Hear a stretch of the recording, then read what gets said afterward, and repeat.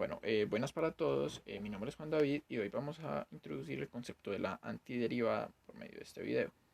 Entonces, la antiderivada de una función f es aquella f que cumple ¿qué? Vamos a ver qué va a cumplir. Que si yo derivo en función de x una función f mayúscula x, esto me va a dar una función f de x. Entonces, si yo derivo esa función de acá y me da f de x, entonces f de x mayúscula es la antiderivada de f minúscula de x. Entonces, ¿qué pasa? Que esto, ¿por qué no es útil y para qué vamos a utilizar esto? Para calcular integrales indefinidas. Entonces, la integral y la integral indefinida, porque no sé entre qué y qué. La integral de f de minúscula de x derivada de x, que es como digamos como pasar a multiplicar este de acá, es que es f de x y de ahí sale este de x, que sería como digamos de esta notación, pero esto es un más c y este c viene de que la antiderivada no es única y vamos a ver unos ejemplos para darnos cuenta de esto. Digamos que la derivada en función de x es 1, eso ya lo sabemos por cálculo diferencial, pero ¿qué pasa? Entonces, ustedes dirán, entonces claro, aplicando esto, la integral de una derivada de x es igual a x. Entonces esa c de dónde viene, pues vamos a ver qué pasa, que es que la derivada en función de x menos 3 también es 1. Ah, entonces la integral de 1 de x también es x menos 3. Sí, también. Entonces, ¿qué pasa? Entonces, ese también es 1. Entonces la integral de 1 de x es igual a x más 1000, pues a 10.000. Entonces aquí está pasando algo. ¿Qué está pasando? Ah, que es que este es como si fuera más 0. Esta sería la constante, esta sería la constante y esta sería la constante. Entonces, esa constante puede variar. Entonces, para eso copiamos más c, porque no sabemos cuál es la constante.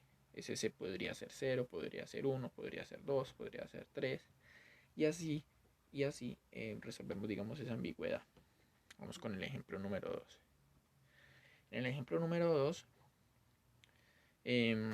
vamos a ver estos tres casos. Vamos a derivar esto. Entonces, sabemos que esto es 1/3 de bajamos el exponente y restamos 1 al exponente. Eso quiere decir que 3 sobre 3 x a la 2 y esto es x a la 2, porque esto es 1 por x a la 2 es x a la 2. Entonces, ¿qué pasa? Que la integral de x a la 2 derivada de x es justamente x a la 3 sobre 3. Porque si yo, y esto más una constante c que no conozco, ¿por qué? Porque es que si yo derivo x a la 3 sobre 3, me va a dar x al cuadrado. Entonces, si yo integro x al cuadrado, que es como el proceso inverso, entonces encontraré esa función que en un principio estábamos derivando. Y esa c por lo que explicamos anteriormente. Entonces, vamos a ver este ejemplo de acá, el de abajo, que me parece más interesante. Y es, ¿qué pasa si yo derivo en función de x a la n más 1 sobre n más 1? Bueno, entonces, ¿qué pasa? Que este n más 1 baja, el exponente, este n más 1 baja, y esta x queda como n más 1 menos 1. Le resto 1 al exponente. Baje el exponente y le reste 1 al exponente, ¿cierto? Y entonces ahora, este n más 1 sobre n más 1, ¿qué puedo hacer con ello? Cancelarlo siempre y cuando n sea diferente de menos 1, porque si n es menos 1, esto quedaría 0 sobre 0 y esto ya no nos ayudaría para nada. Entonces, esto quedaría como x a la n, porque esto es más 0 que entonces x a la n. Entonces, ¿qué quiere decir esto? Que la integral de x a la n derivada de x es igual a ¿qué? A x a la n más 1 sobre n más 1. Esto siempre y cuando n sea diferente de 1. Y para eso vamos a ver el otro ejemplo. ¿Qué pasa cuando n es diferente de menos 1? ¿Qué pasa cuando es menos 1? Vamos a ver acá. Para eso vamos a ver estos dos ejemplos. El primero es, bueno, voy a hacer primero para conectar la idea con lo anterior. La derivada en función de x del logaritmo natural de x, ya sabemos que es 1 sobre x. Y 1 sobre x, siguiendo las reglas de la exponencial, es x a la menos 1. Entonces, ¿qué pasa?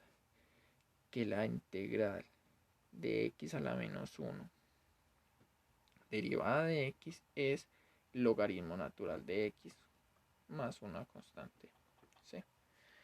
Voy a revisar que aquí exactamente esto es más una constante c. No se nos puede olvidar nunca copiarlo.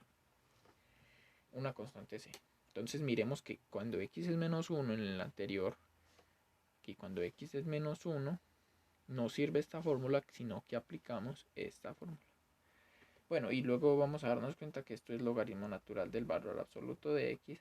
Esto para fines de que nos dé cuando x sea negativo.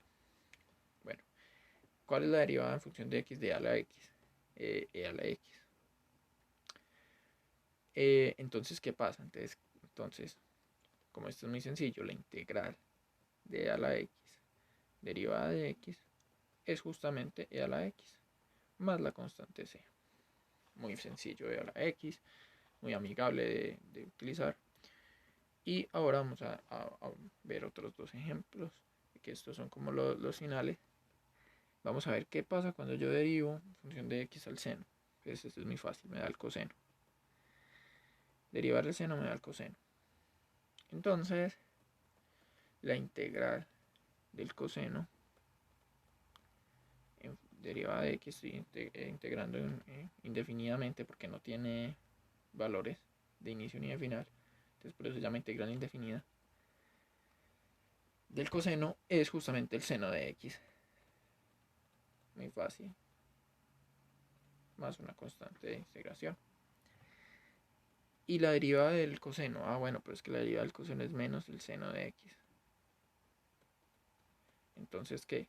Entonces la integral de menos el seno de x, derivada de x, es igual al coseno de x. Más una constante. Pero entonces yo no necesito la integral del seno de x, sino que es que yo necesito la integral. La integral yo no necesito la integral del menos el seno de x, eso no me gusta, yo quiero la integral del seno de x. Bueno, pero entonces usted puede decir que este menos lo podemos sacar de la integral y eso vamos a ver en futuros videos. Menos la integral del seno de x derivada de x. Entonces, como la integral del seno es el coseno, como la integral de menos el seno es el coseno, entonces yo le pongo un menos acá, porque menos por menos me daría más. Entonces la integral de menos el seno es el menos coseno, entonces esto sería menos el coseno de x más la constante de integración. Y ya para terminar, aquí les dejo una tabla de antiderivadas. La saqué de este libro de acá. Les dejo el link en la descripción, pero ustedes en internet pueden encontrar un montón de tablas de antiderivadas. Aquí les explican, por ejemplo, que si yo tengo una